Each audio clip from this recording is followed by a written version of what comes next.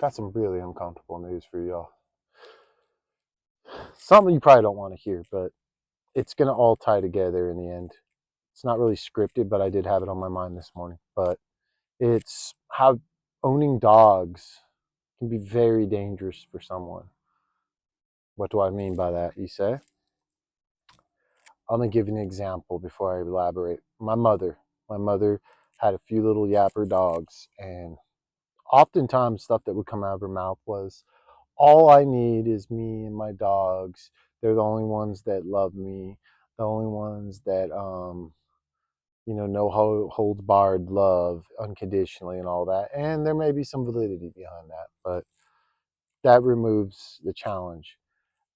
I've seen many people, met many women, particularly some men, that were the same way. I can't stay out. I gotta gotta feed my dog, or I can't do this for long. Gotta let my dogs out, whatever. And in the end of the day, they are pets. We're not their pets. They are pets. And that's coming from a guy that loves dogs, but our life should not be dictated by simply that. They are pets.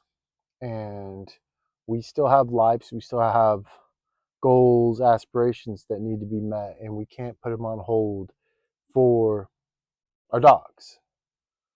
I will take a bullet for a dog, even dog's not mine.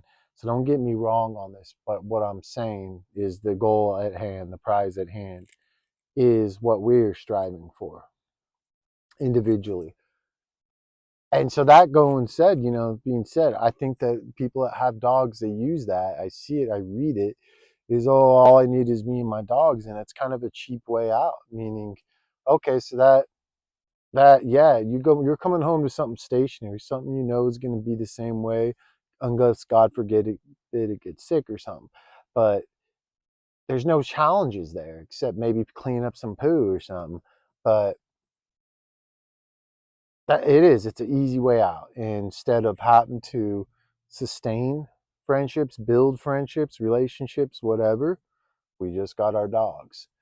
And this big thing that's going on these days is this weird, I'm calling it toxic, and I see a lot of people I respect speaking on it, is this lone wolf mentality. First of all, most of y'all saying that just because you don't have friends, or you choose not to have friends or relations for whatever reason, because you work a lot or people are exhausting, that doesn't make you a lone wolf. That makes you a recluse. That makes you maybe even partially antisocial, but it does not make you a lone wolf. Working in corrections, I noticed the guy that you would call a lone wolf, he couldn't even function as a lone wolf. He may come in there, had a roll to click, he's down to hold his own, keeps to himself, but there's certain bureaucratic stuff that occurs there where he couldn't, excuse me, keep to himself. And they even know that. And same with the lone wolf. Like a lone wolf, the only way someone truly these days could be a lone wolf is if you just go completely off the grid. I mean, disconnected from this and all that, and you hunt for yourself. That's what a lone wolf is something that takes care. It doesn't have a tribe. So all this lone wolf mentality, it's not even accurate. You're not even using the proper terminology. You're really just talking about antisocial. And this all ties together. Yesterday, I drove into a church parking lot. I felt compelled to go to a church. And you know what? I've been disconnected so long myself. So this goes back to me with people.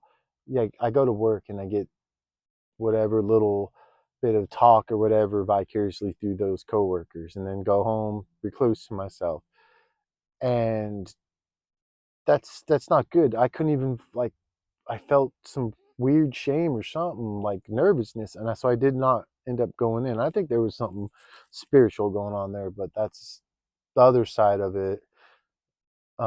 Is, yeah, man, I've disconnected, and we disconnect as people for so long that you're not going to go to the gym and just stand there and watch other people work out and become like in shape.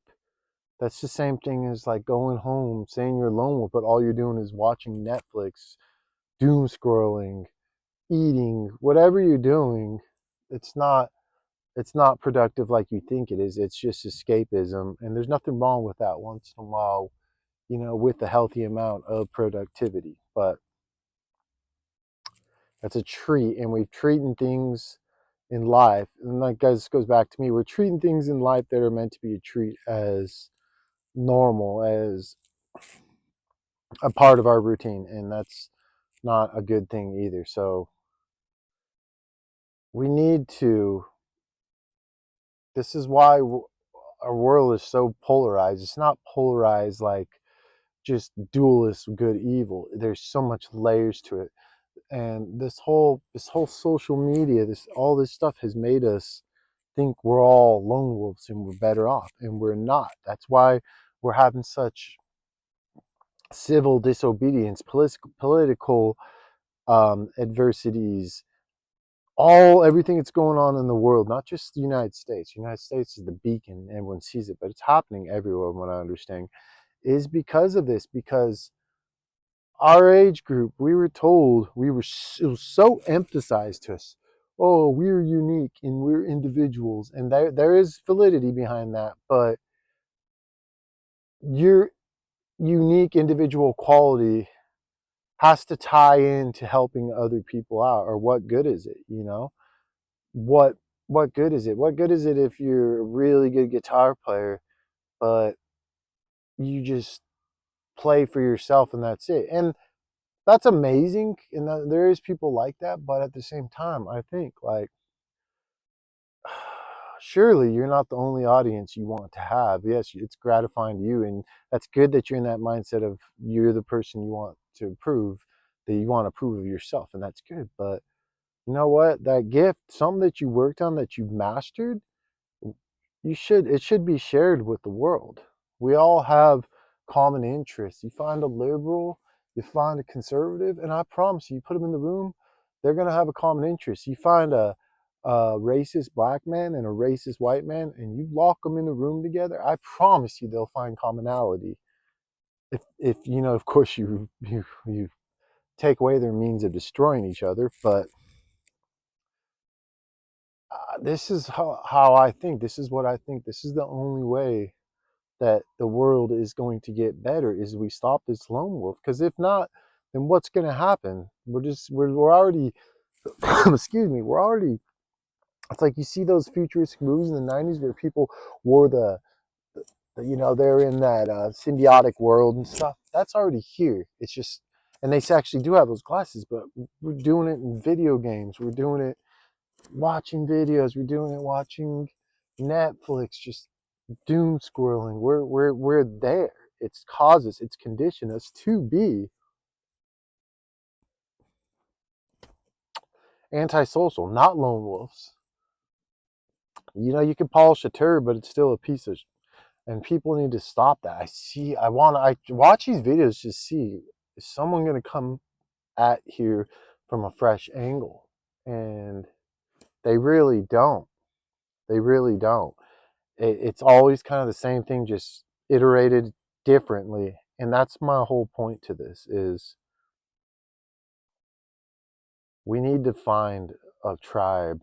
It doesn't have to be our tribe, but we need to find people that will challenge us. I work with guys I probably wouldn't hang out with in the outs, but I do like how there's different personalities, and it's challenging because there's, in a sense, there's too many cooks in the kitchen. And I can use that as excuses like, oh, I'm going to go home and I'm going to recluse because I dealt with this all day, and I've done that in the past. But you're not gonna grow like that. We are not gonna grow like as people. And I know this is a long-winded video. I'm not gonna go on much longer, but this lone wolf is really, really, really. It's no one's a lone wolf like you think you are. And I know there's a lot of you I have, but how much of you all have ever only been in a situation where you were the only one, you were God that you could depend on? And yeah, that's when the closest you will be to serenity. And also, it's a scary point, but that's as close as you're going to get, dog, to a lone wolf.